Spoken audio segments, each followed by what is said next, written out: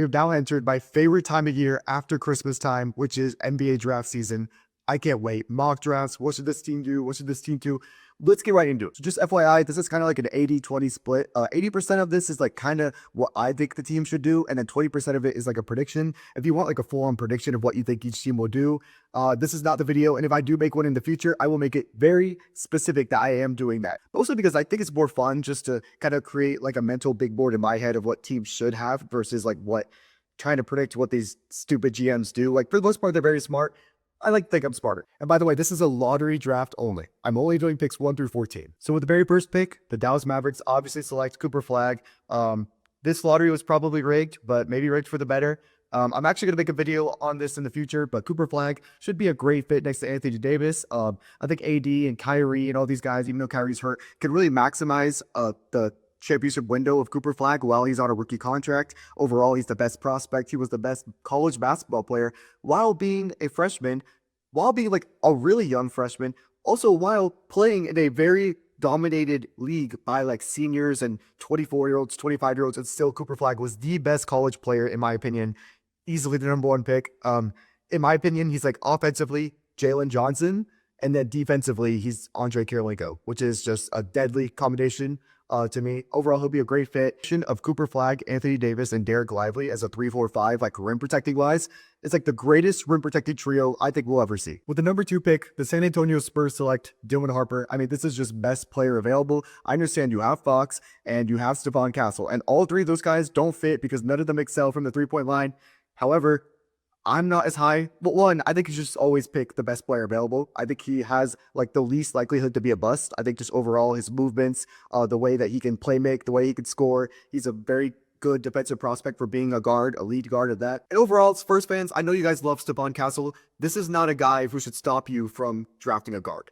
Especially because we've seen at UConn, even though Stephon Castle didn't like it, he can play the three. He's a very undersized three, but he has the skills to do it. And I just think that you take the best player available. Some guys might think it's Ace Bailey. We'll talk about Ace Bailey in a second, but I like Dylan Harper in San Antonio. And yeah, just the backcourt of him and Fox will be lethal next to Wembanyama. With the third pick in the draft, the Philadelphia 76ers select Ace Bailey. Now, this is a team, and I'm going to talk about this in future videos. I'll make individual videos about the Sixers and the Spurs and what they should do and all that. They should probably trade this pick, but if they're going to keep it, I think Ace Bailey is probably the best prospect because he has the highest ceiling. You could even argue that his ceiling is higher than Cooper Flag's. Overall, just tough shot maker, 6'9", can defend, athletic. He can pretty much, he just can't create open shots for it himself. But I think overall, like everything else in his game is pretty well balanced. Just has superstar potential. Him next to Tyrese Maxey will be a great fit. Next to McCain, he will actually like make the starting lineup versus like if the Spurs took Ace Bailey and then the Sixers took Dylan Harper, then it also gets weird with McCain and all that. I really like this fit. I love it. In my opinion, those three were pretty obvious. With the fourth pick, the Charlotte Hornets select VJ Edgecombe. Another kind of obvious pick, a little bit chalk, but yeah, VJ Edgecombe, just an amazing athlete, amazing defender. I also see like a lot of Georgia Anthony Edwards in VJ Edgecombe. Like not today Ant, but Georgia Ant, I see a lot of similar comparisons. Athleticism is crazy. He could drive downhill. And overall, like for this Hornets team, he's going to be a great defender, and that's what they need. I think he'll be great next to LaMelo and Brandon Miller. Just overall, like he's not the greatest floor spacer, but he's going to be doing everything else, which is what the Hornets need. They don't need more floor spacers. They have enough playing Grant Williams, all that. I think he's not only a high ceiling pick, but he's also a really safe pick. Like I think no matter what, he'll be a great role player for a team. Now let's get into pick #5. But before I get into pick #5, I want to preface something by saying I think centers are insanely important in the NBA. In my mind, especially with all these centers available on the list, I always think, like let's say the Utah Jazz, right? Do the Utah Jazz really need a center? And if they do, you draft a center. Because not only is it the most important position, in my opinion, but it is the most scarce. Finding very good centers is hard. And I think you always need two on your roster if you're going to be a championship team. With that being said, though, with the fifth pick, the Utah Jazz select Trey Johnson. I see superstar potential in Trey Johnson. I think he could easily be a bust. Almost just as easily, but overall, his shot making is incredible. That Texas team was garbage, and he still led them almost to the tournament. I think they made the round at 68. I think so. Overall, solid defender. Can work on some things playmaking wise, but I understand, like, you have Keontae George, you have Jordan Clarkson, you have kind of guys like this on the Jazz, but I think when the talent is there, you take it. Even if it seems a little bit redundant and they could maybe use a wing, the Jazz are not in a situation where they get to look for fit. No, you take the best player available. In my opinion, that's Trey Johnson. I think he could definitely be like a Bradley Beal, 26, 27 points per game guy. And people think of Bradley Beal in a negative light now because of his contract and him not wanting to leave Phoenix. Because the Suns want him to leave Phoenix. But Bradley Beal at his prime was a great player. I think he can be that. Now with the 6th pick, the Washington Wizards select Kaman Malak. I'm pretty sure I said that right. Best center prospect available. The Wizards could obviously use a center. Yes, Sarr can play the 5. But overall, Malak's rim protecting ability, his ability to finish lobs. He's a good passer for being someone who, by the way, just started playing basketball a couple years ago. So the amount of growth he's already taken, how impactful he was for Duke with his rebounding, with his shot blocking. We don't talk about that last game of March Madness, but overall, he's just a great prospect. And like I said, you need a center, you take a center, and he's the best prospect available. Imagining the defense of Bilal Coulibaly, Alex Sarr, and then Balach, I mean, that's unstoppable. With the 7th pick, the New Orleans Pelicans select Derek Queen. Like I said, if there's a good center available, you take him. And Derek Queen is a great prospect. I actually think he measured way higher than I thought he'd be. I thought he'd be like, with shoes, 6'9". With shoes, he's almost 6'11". So overall, his defense isn't the greatest, but if you want to play through him, I think he's a great playmaker for the center position. So that can set up lobs for Zion. He can set screens. That's great for Zion, great for CJ, great for a lot of things. And then I know they just drafted Uzbisi last season. BC has not shown enough. And also, even if he did show enough, you need 2 centers on your roster, like I said. You take the center. Overall, just amazing for Maryland. He's still young. I love him. With the 8th pick, the Brooklyn Nets select Jeremiah Fears. Every time I watch him, I'm amazed. I mean, playmaking, shot making, just leadership in general, the way he led his team. He's another one of those guys that could easily be a bust, but could easily be like a top 10 point guard in the league in the future. And the Nets just need the best player available, just like a lot of these other teams like the Jazz. They don't have a single player. Like Cam Thomas is a great scorer. He's not a guy where I don't take the best player available because Cam Thomas is on the roster, because obviously in the future, Fears and Thomas in the backcourt is pretty small, not good defensively, but he has superstar potential. I think like a 25-8 guy. And the Nets have to take the guy with the highest ceiling.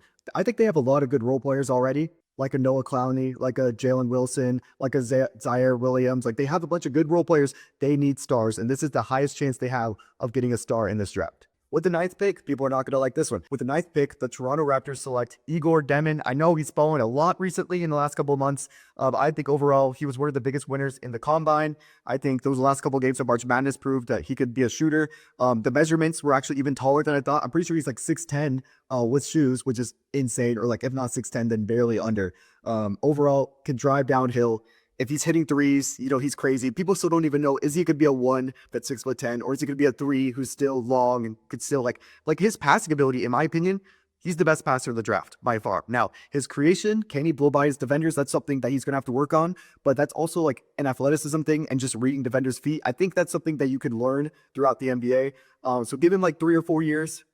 I don't even want to say that. Let's say like 2 or 3. Give him 2 or 3 years. I think he'll be a really great player. And the Raptors are a team that I think you do want best player available, but you also want someone who's going to get minutes. And they have a lot of wings. And like he kind of is a wing. You see 6'9", 6'10". Their GM loves drafting wings or just lengthier guys. So I mean, I just couldn't imagine having RJ Barrett being the shortest guy on the court. That'd be insane. And I like Emmanuel quickly, but I still think they do need an actual point guard for the future. And that could easily be Igor. With the 10th pick, the Houston Rockets select Con Knuppel. I mean, the fact that I had him fall this far just means that like I could say he's a steal, even though I made this mock draft. But he kind of is a steal at 10. The fact that he's slid this low and how well the fit he's going to be for Houston, I think he is kind of like a top 6, 7 guy in this class. It's just that he doesn't have the highest of ceilings, but no matter what, he'll be a great floor spacer. Houston needs shooting. I understand their identity is defense. Maybe you want more defenders. I've seen people mock like Colin Murray Boyles, but no. If you look at the playoffs, their defense was way too good for their own good. They needed someone to shoot. The only shooter that they had really was Jabari Smith Jr. because Jalen Green couldn't even shoot, let alone anyone else on the roster. This is like not only one of the best shooters in the class, but he could do a lot of different things. He's not a liability on defense. He can make a play. He can drive inside. His driving actually really impresses me. A steal attempt. Speaking of, with the 11th pick, the Portland Trail Blazers select Colin Murray Boyles. Overall, just one of the best defenders in the class. He's a power forward. The Blazers need a power forward. They should be moving on from Jeremy Grant soon. They don't need any more guards. They have a lot of good wings in like Kamara, Denny Abdia, Shaden Sharp. They just need kind of a 4-3-4-5 kind of candidate. I think that, CMB can play any of those roles, just an elite defender, which is what they need, especially next to guys like DeAndre Ayton and Anthony Simons. With the 12th pick in the draft, the Chicago Bulls select Asa Newell. Now, as a Georgia fan, I'm not like the highest on Asa Newell, but I think he could be really good. He's kind of like a 4-5 combination, lob threat, good defender, can rebound the ball. And overall, he's the closest thing to a good center prospect remaining. And that's kind of what the Bulls need. I think they're really good on guards. You don't need any more guards, and you could use a forward, but Asa Newell could either be like a bigger power forward or a smaller center. And I don't know, like I don't like the rotation right now. Vucevic, he's going to be, not only is he already aging, but he's going to be out off the team soon. So this is the closest thing to a center, and I think he has a lot of potential as a lob threat. With the 13th pick of the draft, the Atlanta Hawks select Jace Richardson. Overall, I think we do need another guard. I do love Kobe Buffkin off the bench. I really do. But if we need a backcourt for the bench for the future, then Jace Richardson, it's going to be very good. Kobe Buffkin's more of a defender playmaker. Jace Richardson, just a smaller shooting guard, but he can really shoot the ball. He can drive inside. He can do everything scoring-wise. That's what you need.